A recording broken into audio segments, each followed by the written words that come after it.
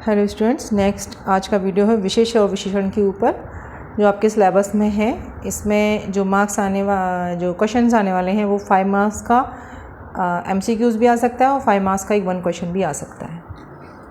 दोनों में से कोई भी चीज़ पूछी जा सकती है। विशेष विशेषण हमने ग्रामर में बहुत बार पढ़ा है, हिंदी ग्रामर में भी पढ़ा है, इंग्लिश में भी पढ़ा है। अब संस्कृत में पढ़ेंगे, बहुत ईजी है। बस थोड़ा सा संस्कृत के रूल्स और विभक्ति की वजह से थोड़ा सा वो लगता है कि कैसे करेंगे, अदरवाइज़ वैसे ही ये सब चीज़ें। विशेष और विशेषण क्या होते हैं? विशेष किसे बोलते हैं? जिसकी विशेषता बताई जा रही है। और विशेषण किसे कहते हैं? जिसके द्वारा विशेषता बताई जा रही है। मतलब कि कोई भी वस्तु, कोई भी नाउन, कोई भी प्रोनाउन जिस भी वर्ड की वजह से या जिस भी क्वालिटी की वजह से अपनी एक ग्रुप में से अलग हो जाए या उसको स्पेसिफिक आइडेंटिफाई कर पाए, दैट इज़ अ विशेषण। मतलब कि विशेषता बताना। विशेषण मतलब क्या होता है? जिसमें कोई स्पेशल विशेषता है वो विशेषण है, जिसमें स्पेशल विशेषता रहती है वो विशेष्य है। भाई कोई भी जो विशेषण है, अब जैसे हम बोले सुंदर, तो सुंदर कैसे दिखेगा आपको? सुंदर कोई ना कोई वस्तु ही तो दिखेगी भाई, मेल फीमेल, कोई घर, कोई मंदिर, कुछ भी ऐसा तो दिखेगा नहीं। सुंदर को अगर आप ऐसे हाथ में लेके देखना चाहें तो is possible? Is not possible ना। विशेषण विशेष्य के ऊपर ही रहते हैं, मतलब विशेष्य की विशेषता बताने के लिए ही विशेषण होते हैं।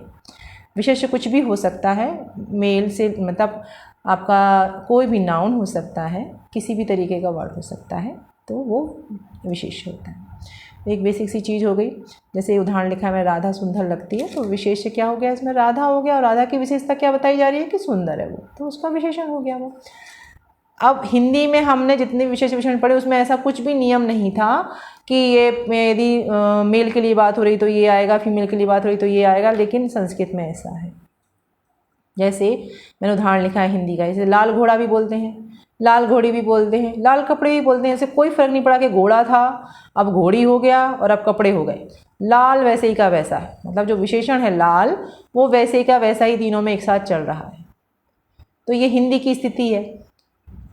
बट संस्कृत में ऐसा नहीं होता है, इसके रूल्स हैं। इसका रूल्स एक सबसे बड़ा और विशेष रूल क्या है? विशेषण शब्द जो है वो विशेष्य के अनुसार ही होते हैं।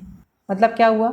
जो विशेष होगा, अब अगर संस्कृत में हम विशेष्य की बात करें तो विशेष कोई नाउन या प्रोनाउन जो भी है वो होगा। अब जब संस्कृत में कोई नाउन और प्रोनाउन होगा तो वो किस फॉर्म में होगा?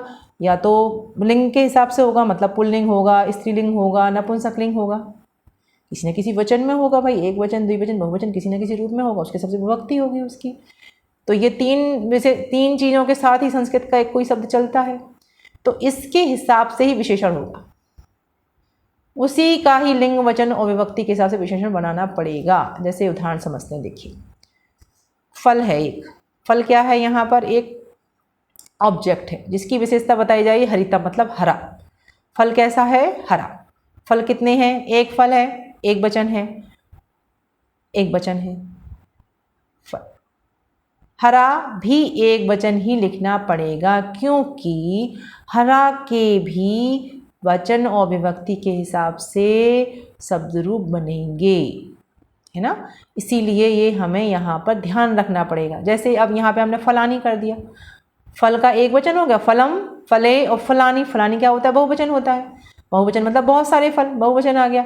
अब यहाँ पर जैसे ही ये बहुवचन हुआ, वहाँ हरा की जगह क्या हो गया? हरे। मतलब हमने जो हरा था विशेषण उसका भी रूप बदल दिया, हरितानी। ठीक है, यहाँ पर हरितम से क्या हो गया? हरितानी। क्यों हो गया? क्योंकि फलम से फलानी हो गया भाई। एक वचन से बहुवचन में जब विशेष से बदल गया तो विशेषण को भी एक वचन से बहुवचन में बदलना पड़ेगा। ये संस्कृत का नियम है विशेषण विशेषण को लेके। जैसे कि ये तीनों के साथ बनाए मैंने, कृष राम पुल्लिंग हो गया, कृषा रमा स्त्रीलिंग हो गया, कृषम मूसिका नपुंसकलिंग हो गया। कैसे? राम पुल्लिंग वर्ड है, हमें पता है, रमा स्त्रीलिंग है, मूसिका नपुंसक। अब जब कृष मतलब दुबले पतले को बताना है तो कृष, राम के साथ कृष है तो कृष के रूप में आएगा, वो किसके रूप में आएगा? पुल्लिंग के हिसाब से चलेगा, तो कृष ही आ गया। लेकिन जैसे ही रमा स्त्रीलिंग आया तो कृष का जो रूप है वो स्त्रीलिंग के हिसाब से बदल गया, कृषा। और जैसे ही मूषिका का आया वैसे ही कृषम हो गया। नपुंसकलिंग का जैसे फलम होता है, फलम हो गया। जैसे रमा का चलता है तो वही रमा का कृषा के हिसाब से चला। तो इस तरीके से इसके रूप बदल गए।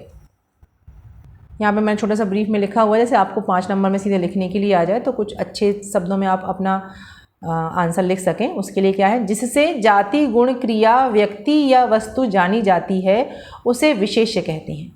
जिससे विशेष्य के गुण विशेषता अथवा अवस्था का ज्ञान उसे विशेषण कहते हैं। ठीक है, तो विशेष्य भी बता दिया क्या क्या हो सकता है। विशेष्य से क्या, जाति, किस जाति का है भाई, पुरुष है स्त्री है, क्या उसका क्या गुण है, गुण में भी क्या बता रहे हैं, किस चीज़ की कुछ विशेषता बता रहे हैं भाई, रंग के रूप में बता रहे हैं कि वो 1 2 3 संख्या के रूप में बता रहे हैं।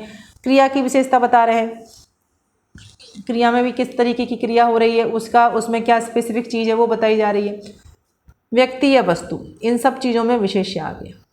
ठीक है, और विशेषण जो विशेष्य के गुण बता रहा है, विशेषता बता रहा है और अवस्था बता रहा है वो विशेषण है। कितना अच्छा सा इन्होंने डिटेल में लिखा हुआ है। श्लोक है इसका बहुत फेमस, यत लिंगम यद वचनम या सा विभक्ति विशेष्यस्य तद लिंगम तद वचनम से विभक्ति विशेषणस्य यापि। क्या लिखा है, विशेष्य की, विशेष्य मतलब षष्ठी विभक्ति, विशेष्य की जो लिंग वचन और विभक्ति होती है वही तत्लिंगम, वही लिंग वचन और विभक्ति विशेषण की भी होती है। इसका भी सेम उदाहरण है, जैसे मधु सुंदरी अस्ति। मधु कौन है, स्त्रीलिंग है, तो एक वचन का रूप है, तो इसके साथ में क्या आ गया, सुंदरी। लेकिन जब यही विशेषण वन के साथ जुड़ा नपुंसकलिंग है तो सुंदरम वनम, क्योंकि वनम जब अगर नपुंसकलिंग है तो सुंदरम को भी नपुंसकलिंग के हिसाब से रूप चलाना ही पड़ेगा, है ना। अब जैसे यही पुल्लिंग के लिए लिखेंगे तो रामः सुंदरः, क्योंकि रामः पुल्लिंग है तो जैसा रामः का रूप बनेगा वैसा ही सुंदरः का रूप बनेगा। ठीक है, तो यहाँ पे सुंदर जो है वो विशेषण हो गया। तो इस तरीके से तीनों लिंगों में मैंने पहले भी समझा दिया, फल के साथ यहाँ पे भी समझा दिया, कृष के साथ भी समझा दिया। उम्मीद करती हूँ आप लोगों को ये बात समझ में आ गई होगी कि लिंग और वचन और विभक्ति के हिसाब से कैसे विशेष्य के हिसाब से विशेषण बदल रहा है। अब हम कुछ विशेषण देखते हैं जो किस किस तरीके से अलग अलग विशेषताओं को बताने के लिए कैटेगराइज किए हुए हैं। ठीक है, ग्रुप में बनाए हुए हैं। कैसे, सबसे पहले है सर्वनामिक विशेषण। सर्वनामिक विशेषण कौन से होते हैं, ऐसे विशेषण जो सर्वनाम के रूप में प्रयोग किए जाते हैं, जैसे इदम, ये, तद, तद, यद सर्वनामिक प्रयोग विशेषण में होते हैं। मतलब कहने का मतलब है जैसे कि बहुत सारे वो रखे हुए हैं, फल रखे हुए हैं, तो स्पेसिफिक करना पड़ेगा कौन सा वाला फल, ये वाला फल। जब हमने कहा ये वाला फल इदम, कौन सा वाला फल, वो वाला फल, दूर वाला फल बता रहे हैं। किसका, इसका, किसको, इसको। ये जो हम विशेषण बता रहे हैं ना, कोई पूछा तो भाई स्पेसिफिक कर रहे हो ना आप, ये बता के कि नहीं इसको नहीं उसको, तो ये क्या है, ये सर्वनामिक विशेषण कहलाते हैं। जैसे इदम फलम, एतद् विद्यालयः, सः नरः, सा नारी, तत् जलम, ये क्या है, ये सब। सह जो है नरः, नरः का जो विशेषण है वो क्या है, सा। नारी का जो विशेषण है वो सा। जल का जो विशेषण है वो तत्। ऐसे ही बालकौ का विशेषण कौन सा है, कौ। स्त्री का विशेषण क्या है, काह। और पत्राणी का विशेषण क्या है, कानी। अब यहाँ पे देखिए, नरः एक वचन है तो सह, क्योंकि सह तौते से सह एक वचन आ गया, नरः भी एक। आपको विभक्तियाँ याद ही करनी पड़ेंगी बहुत अच्छे से, तभी आगे के सारे टॉपिक सब हम कवर कर पाएंगे। और अभी तक की जितने वीडियो बने वो बिल्कुल सिंपल बेसिक था, मतलब बोलते ना जैसे नदी में तैरना सीखना है तो स्टार्टिंग में बिल्कुल घाट घाट पर तैरना सीखते, अब हम थोड़ा सा गहराई में उतर रहे हैं। तो आपको जब तक शब्द रूप और ये सब नहीं आएंगे तब तक तो कोई भी चीज़ समझ में नहीं आएगी आपको, क्योंकि अब हर एक उदाहरण सेंटेंस में आएंगे। अब आपको ये समझ में नहीं आ रहा कि ये कहाँ से आया वो कहाँ से आया, तो कहाँ से आया ये तो पता होना चाहिए ना। जैसे कऊ है तो कऊ, सहा है तो किसका रूप है ये तो पता होना चाहिए, एक वचन है कि किसका द्विवचन का रूप है। तो सहनरा, सा नारी, तो यहाँ पे जो सा है वो स्त्रीलिंग का रूप है, सा, ते, ताह। दो होता, यहाँ पे द्विवचन होता तो क्या आ जाता, ते आता। बहुत सारे होता तो क्या आता, ताह आता, है ना। इस तरीके से तत् है जल के लिए, अब दो वचन है तो कऊ आ गया, कहा का रूप है, कहा कऊ का, एक स्त्रीलिंग का है, काह आ गया, है ना। कानी, पत्राणी बहुवचन है पत्राणी तो कानी आ गया, इसका योगवचन आ गया। तो इस तरीके से सर्वनाम के रूप हैं। आगे है वैसा, जैसा, ऐसा के अर्थ में जो शब्द विशेषण यूज होते हैं। जैसा, ऐसा मतलब कि कैसा कपड़ा, ऐसा कपड़ा, कैसा रंग, ऐसा रंग। तो यहाँ पर विशेषण बताया ना, उसको स्पेसिफाई कर रहे हैं ना। जहाँ पर भी एक स्पेसिफिकेशन की स्थिति आ जाती है कि ये दिस इज द स्पेशल चीज़, बस वही विशेषण है। तो यादृशाह, अब यहाँ पर मैंने तीनों के रूप लिख दिए हैं। जब ऐसे पुल्लिंग आया तो यादृशाह का एक वचन, स्त्रीलिंग आया तो यादृशी, और नपुंसकलिंग आया तो यादृशम। कीदृशा, कीदृशी, कीदृशम, सेम ऐसे ही है पुल्लिंग का, स्त्रीलिंग का और नपुंसकलिंग का। ये मैंने एक वचन के प्रथम विभक्ति के रूप बनाए हुए, इस तरीके से आपके बन जाएंगे रूप। इसमें मैंने रूप ही लिखे हैं। वाक्य आप कोई सा भी वाक्य लगा के इसमें यहाँ से भी लगा सकते हैं, कोई भी वाक्य बना के, यादृशा फलम, कीदृशा फलम, यादृशा फलम। ठीक है, तो कीदृशा से यदि आंसर हो गया तो यादृशा से आंसर, कीदृशा से सॉरी क्वेश्चन हो गया तो यादृशा से आंसर हो गया उसका। नेक्स्ट है परिमाण सूचक। परिमाण मतलब होता है वेट, मतलब किसी चीज़ का वजन बताना, जैसे इतना, कितना आदि जो अर्थ होते हैं ये वो विशेषण के रूप में यूज़ हो जाते हैं। कितना भारी, इतना भारी, कितना देना है, इतना देना है, कितना धन है, इतना धन है, तो ये सब चीज़ें भी आती हैं। इसके लिए संस्कृत जो शब्द है वो इदम है, तद है और यद है। इसके जो रूप है वो क्या है, इयत, इयति, तावती, तावत और यावत और यावती। मैंने यहाँ पर हर एक का एक एक वचन का स्त्रीलिंग, पुल्लिंग और नपुंसकलिंग के रूप लिख दिए हैं, मतलब एक वचन, द्विवचन और बहुवचन के हिसाब से। ठीक है, तो आप इस तरीके से इसको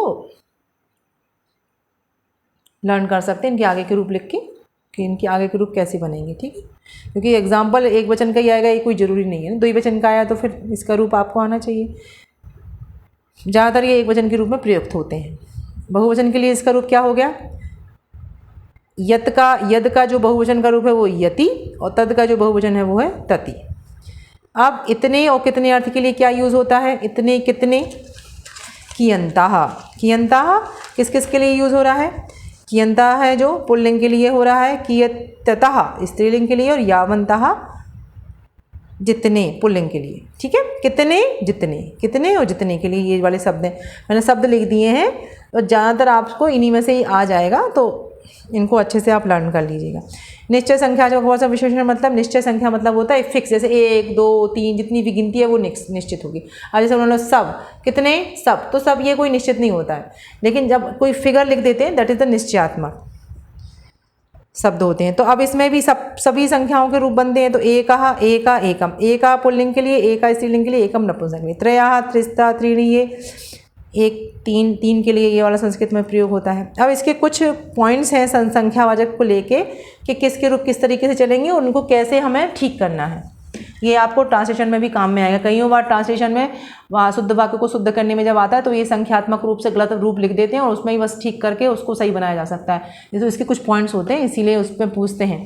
जैसे पहला पॉइंट क्या है, 3 से लेकर आगे जो संख्या है वो बहुवचन में ही है। ये तो हमें पता ही है, एक जो संख्या वो एक वचन के लिए, 2 जो संख्या वो द्विवचन के लिए, और 3 से ज़्यादा जो संख्या वो बहुवचन के लिए। जैसे चत्वारः, चत्वारि और चतुस्रः, ये स्त्रीलिंग, पुल्लिंग और नपुंसकलिंग के लिए क्या क्या यूज़ होगा वो मैंने लिख दिया।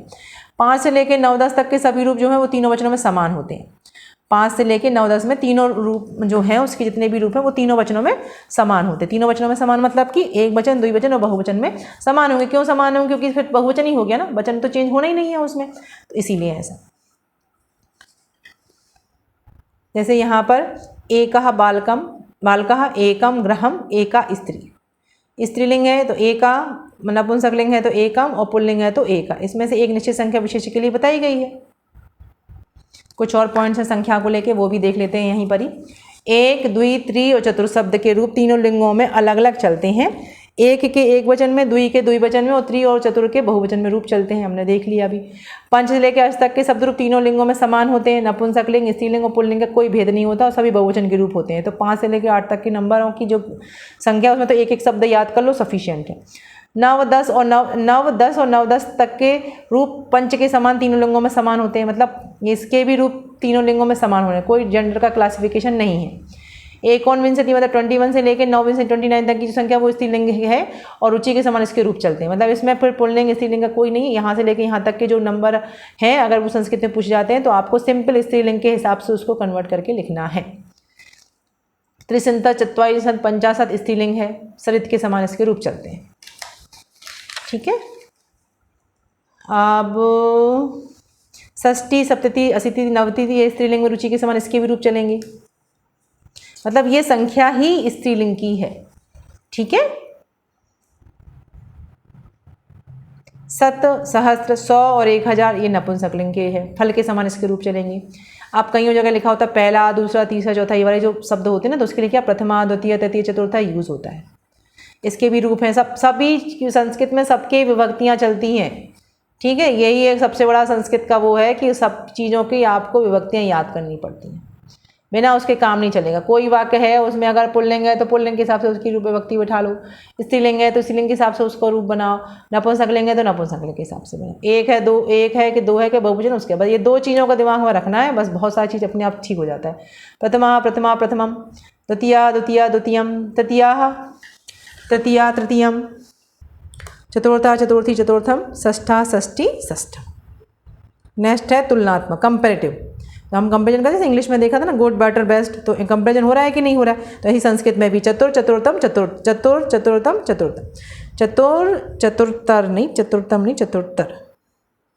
चतुर्थम, लघु लघुतर लघुतम, इस तरीके से इसको यूज़ करते हैं। 2 लोगों के बीच में चतुरतर और 2 से ज़्यादा लोगों में चतुर्थम। तर और तम का यूज़ होता है इसको यूज़ करने के लिए, तो आप इसमें ऐड कर सकते हैं। जितने भी विशेषणों की जितनी भी कैटेगरीज है ना, वो सब मैं यहाँ पे बता दे रही हूँ कि आपसे कुछ भी तरीके का वाक्य पूछें तो आप उसको बता सकें। दुगना तिगना आदि आप्रतिसूचक जिस संख्या के होता है यूज़, उसमें क्या करना है, उसके आगे क्या करना है, गुणक शब्द को ऐड कर देना। जैसे कि त्रिगुण, 3 गुना है तो 3 से 3 और गुणम से द्विगुणा है, 2 है तो द्वि और गुणम, ठीक है। चतुर्गुणा तो चतुर और गुणम, पंच गुणम, इस तरीके से गुण शब्द को ऐड कर देने से आवृत्ति सूचक, मतलब आवृत्ति मतलब कि रिपीटेशन, मतलब कि उतना गुना का जो है वो होगा। जैसे रामेशा व्यापार त्रिगुणम धनम लभी, रमेश ने को व्यापार में 3 गुना धन मिला तो त्रिगुणम। सर्व, सभी लोग, सभी और हर एक के लिए संस्कृत में जो है वो सर्व शब्द का यूज होता है, सर्व और सकल, ठीक है। तो सर्व के रूप कैसे हैं, जैसे सर्वे भवन्तु सुखिनः, तो सर्वे मतलब बहुवचन का रूप हो गया, क्योंकि बहुत सारे लोगों की बात हो रही है यहाँ पर। तो इसके रूप कैसे हैं, सर्वम सर्वे सर्वाणि नपुंसकलिंग के लिए, सर्वा सर्वो सर्वे पुल्लिंग के लिए, और सर्वा सर्वे सर्वा स्त्रीलिंग के लिए। राम के जैसे ही चलते हैं इसके रूप में, थोड़े बहुत फ़र्क रहते हैं बस। फिर नाप तोल के जो शब्द हैं, मंथ के शब्द हैं, टाइम के, वैल्यू के, उन शब्द भी विशेषण है भाई। आपने बोल दिया कितने बजे, एक स्पेसिफिक बोल दिया इतने बजे, तो वो समय का विशेषण हो गया ना भाई, इतने बजे ये वाला काम होना है ना। आपने कोई महीना बता दिया कि इस महीने में ये वाला काम होना, इस महीने के इस दिन ये वाला काम होना, इस महीने के इस दिन के इतने बजे ये वाला काम होना, तो आप स्पेसिफिक करते जा रहे हैं ना, वही तो विशेषण हो गया। अहोरात्र मैंने कुछ उदाहरण लिखे हैं यहाँ पर, क्षण, पल, प्रहर, घंटा, मास, वर्षम, रत्ती, पाद, पाद मतलब होता है पाँव, पाव 1-250 ग्राम, 250 ग्राम्स, शेर, हस्त, हाथ, पाद मतलब फुट, ये सब मेजरमेंट के वर्ड्स हैं। अगर वहाँ पे आते हैं वाक्य में लिखे तो आप इनको विशेषण के रूप में आइडेंटिफाई कर सकते हैं कि ये भी विशेषण होते हैं। नेक्स्ट है गुण विशेषण। गुण विशेषण क्या है, जो किसी गुण के बारे में बता रहे हैं। गुण किस तरीके से, वैसे भाई कलर बता सकते हैं, लाल पीला नीला रंग, टेस्ट बता सकते हैं किसी चीज़ के, जिस चीज़ में टेस्ट होता है उसमें टेस्ट बता सकते हैं, जिसमें कलर होता है उसमें कलर बता सकते हैं, किसी की हाइट के बारे में बता सकते हैं, किसी का लुक बता सकते हैं, किसी को स्पेसिफिक मार्क्स बता सकते हैं, किसी कोई क्वालिटी बता सकते हैं, स्वाभाविक क्वालिटी, कोई अच्छा बुरा, ये सब चीज़ें। तो ये जितनी भी चीज़ें हैं वो गुण में आ जाएंगी। मतलब गुण मतलब क्या होता है, आपके अंदर क्या क्वालिटीज़ हैं, किन क्वालिटी की वजह से आप जाने जाते हो, अच्छी या बुरी कुछ भी हो सकती है, तो वो एग्जाम्पल्स के रूप में आएंगी, ठीक है। क्रिया विशेषण में किसकी विशेषता बता रहा है, क्रिया की विशेषता, जो वर्ब जो एक्शन हो रहा है उसकी विशेषता क्या, जैसे तेज़ दौड़ना, तेज़ लिखना, जल्दी लिखना, अच्छा पढ़ना, जोर से पढ़ना, धीरे चलना, तेज़ चलना। तो ये किसकी, चलना धीरे, कैसा चलना, धीरे। तो चलने का जो विशेषता वो क्या हो गई, धीरे धीरे चलना। तो सनई आ गया यहाँ पे, ये इसके विशेषण है। विशेषण बहुत सारे, कुछ अव्यय के भी हैं, कुछ उपसर्ग के भी हैं, ठीक है। इसीलिए मैंने क्रिया विशेषण का ये अव्यय और उपसर्ग के बाद बनाया है कि आप लोगों को थोड़ा सा, आप वहाँ से वो पढ़ेंगे और उसके बाद जब इसको देखेंगे तो थोड़ा जल्दी हो जाएगा कि भाई इसमें भी ज़्यादा, इसमें तो परिवर्तन तो होता है, ऐसा नहीं मैं बोल रही, जैसे अव्यय में तो परिवर्तन नहीं होता है, लेकिन कुछ कुछ अव्यय सिर्फ विशेषता बताने के लिए यूज़ हो जाते हैं। जैसे उपसर्ग में परिवर्तन हो जाता है, तो उपसर्ग विशेषता बताने के लिए यूज़ हो जाते हैं। जैसे यहाँ पर कुछ उदाहरण मैंने एग्जाम्पल्स के तौर पे लिखे हैं। देखिए आपसे एग्जाम में जो आना है वो किस तरीके से आना है, क्वेश्चन आना सीधा वो तो ठीक है, सीधा सीधा आ गया। 2-3 तरीके के हमसे पूछे जा सकते हैं आपसे क्वेश्चन। पहला क्वेश्चन तो यही हो सकता है कि 5 वाक्य लिखे हैं, आइडेंटिफाई द विशेषण। आपको सिंपल आइडेंटिफाई करना है उस विशेषण को, ये उसका विशेषण, विशेष और विशेषण दोनों आइडेंटिफाई करने के लिए तो फिर आपको विशेष भी बताना है और उस विशेष की क्या विशेषता बताई गई, किस तरीके से विशेषता बताई गई वो भी बताना है। क्लियर। तो ये सीधा सीधा ये फिलिंग द ब्लैंक्स करके भी पूछ सकता है कि एक वाक्य लिख दिया, उसके आगे डेड डैश छोड़ दिया और फिर वहाँ पर नीचे ऑप्शन में से पूछेंगे कि इसमें अप्रोप्रिएट विशेषण को लिखिए, तो वो भी पूछ सकते हैं। जैसे ये है, सर्वा बालकाः गच्छन्ति, सर्वे बालका गच्छन्ति। अब ये इसमें जो है, इसमें सर्वा जो है वो विशेषण, अब जैसे यहाँ पर डेड डैश छोड़ दिया, बालका गच्छन्ति ऑप्शन में लिख दिया सर्वा, सर्वे, सर्वम, अब आपको लिखना है। तो अब आप इसमें जब हम निकालेंगे तब आपको रूल पता होगा कि किस तरीके से विभक्तियाँ विशेष के हिसाब से चलती हैं। विशेष का रूप आप आइडेंटिफाई कर पाएँ कि भाई यहाँ पर बहुवचन की बात हो रही है और यहाँ पर सर्वा का बहुवचन ही लेना पड़ेगा। अब ये पुल्लिंग की बात हो रही है तो सर्वा का पुल्लिंग वाला रूप कौन सा है, बस वो उठा के रख देना है। यहाँ पर 2 चीज़ें ही तो ध्यान रखनी है भाई, एक वचन और एक पुल्लिंग और स्त्रीलिंग, ठीक है। अब जैसे यहाँ पर चत्वारा फलानी, चत्वारी फलानी,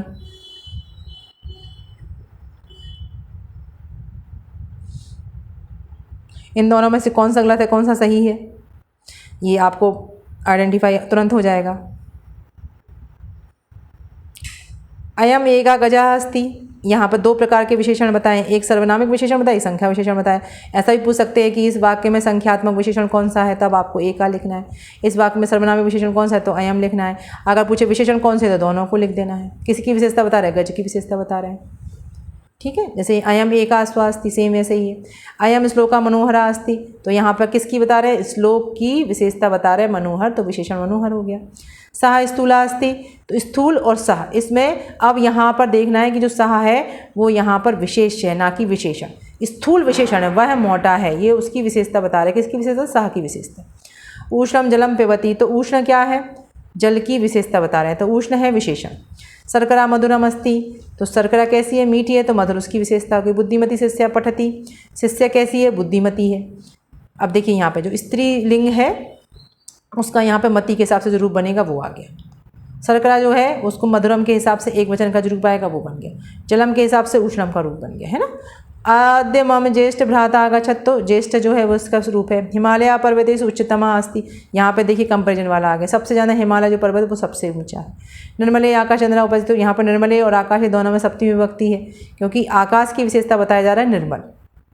तो इस तरीके से इसके ये विशेषण आइडेंटिफाई करने के लिए आए जा सकते हैं। देखिए स्टूडेंट, सीधा सीधा विशेषण में है। 2-4 पॉइंट जो मैं बता रही हूँ बिल्कुल दिमाग में सेट कर लीजिए। पहला, विशेष की जो शब्द विशेषता बता रहे हैं वो विशेषण है। विशेषण कईयों प्रकार के बताए हुए हैं। उस विशेष की विशेषता बताने के लिए, किसी भी तरीके की विशेषता बताने के लिए जो वर्ड यूज़ हुआ है वो विशेषण के लिए माना जाएगा। चाहे वो संख्या के रूप में हो, नापतोल के वर्ड के रूप में हो, चाहे वो किसी गुण को बता रहे हों, चाहे वो क्रिया की विशेषता बता रहे हों, चाहे वो सर्वनामिक के रूप में विशेषता बता रहे हों, वो सब कुछ विशेषण में आएगा। दूसरी चीज़, हर एक वाक्य, जो भी क्वेश्चन में वाक्य आया है, सेंटेंस आया है, आपको सबसे पहले आइडेंटिफाई करना है विशेष, ना कि विशेषण। सबसे पहले विशेष को आइडेंटिफाई करना है कि भाई इसमें जो जिसकी विशेषता बताई जा रही है वो क्या चीज़ है। उस विशेष को जब आइडेंटिफाई कर लेंगे उसके बाद आपको उस विशेष का जेंडर निकालना है कि पुल्लिंग है कि नपुंसक लिंग है कि स्त्रीलिंग है, और उसका वचन क्या है, एक वचन है कि द्विवचन है कि बहुवचन। सबसे पहले ये काम करना है, विशेषण को तो देखना ही नहीं है। उसके बाद फिर विशेषण के पास जाना है। विशेषण अगर ऐसा पूछा है कि इसमें से विशेषण, तो वहाँ पर फिर विशेषण को देख के आपको एक वचन इसी के हिसाब से, वचन इसी के हिसाब से इसका लिंग है, बिल्कुल ठीक है आंसर। ये आपको करेक्ट द सेंटेंस में भी पूछे जा सकते हैं, इसीलिए मैं इस तरीके से बता रही हूँ आपको पढ़ना कि एक टॉपिक को ऐसे पढ़ो कि वो 2-3 जगह कवर हो, तो उसमें भी आपको ये हेल्प करेगा, है ना। फिर आपको अगर ऑप्शन में पूछा गया 2-3, तो फिर भी आपको यही तरीका है, क्योंकि अगर ऑप्शन में 2-3-4 ऑप्शन दिए हैं तो डेफिनेटली बहुत ज़्यादा चांस होते हैं कि वो एक ही शब्द के अलग अलग जेंडर के हिसाब से, अलग अलग वचन के हिसाब से आपको ऑप्शन देगा कन्फ्यूज करने के लिए। तो आपको सबसे पहले वो एक पूरा पर्टिकुलर उसका खाका तैयार करना है कि जो ये विशेष है जिसकी विशेषता बताई जा रही है वो किस चीज़ में फिट बैठ रहा है, उसका क्या क्या चीज़ है ना। उसके बाद उसके हिसाब से उसमें विशेषण को फिट करना है। वो तो ऐसा है जैसे कि ये टाइप ए विशेष का है तो टाइप ए ही विशेषण का लगेगा उसमें, वैसे ही उसको बनाया जा सकता है। ठीक है, तो इस तरीके से आपको उसको लर्न करना है। बस तो मैंने बता दिया, सीधा सीधा क्वेश्चन आए तो पूरा लिखना है, डेफिनेशन लिखनी है, तो डिवाइडेशन जो बताया वो लिखिए, कुछ एग्जांपल समझाइए। और पूछा जाए फिलिंग द ब्लैंक्स के रूप में पूछा जाए, आइडेंटिफाई द विशेष और विशेषण के रूप में पूछा जाए, करेक्ट द सेंटेंस के रूप में भी पूछा जा सकता है। उस सब को मैं आपको इस तरीके से पढ़ेंगे तो आ जाएगा। सबसे पहले विशेष को आइडेंटिफाई करिए, उसके हिसाब से फिर विशेषण को आइडेंटिफाई करिए, और वो आइडेंटिफाई करने के लिए आपको तीनों लिंग के हिसाब से उनके रूप याद होंगे, तभी आप ये काम कर पाएंगे। ठीक है, तो विशेष और विशेषण को लेके मुझे मतलब जितना मुझे लगा कि आप लोगों को बता देना चाहिए वो मैंने बता दिया। यहाँ पे किसी को कोई भी डाउट लगे, कुछ भी समझ में नहीं है, कुछ नहीं है, तो मुझे कमेंट करिए।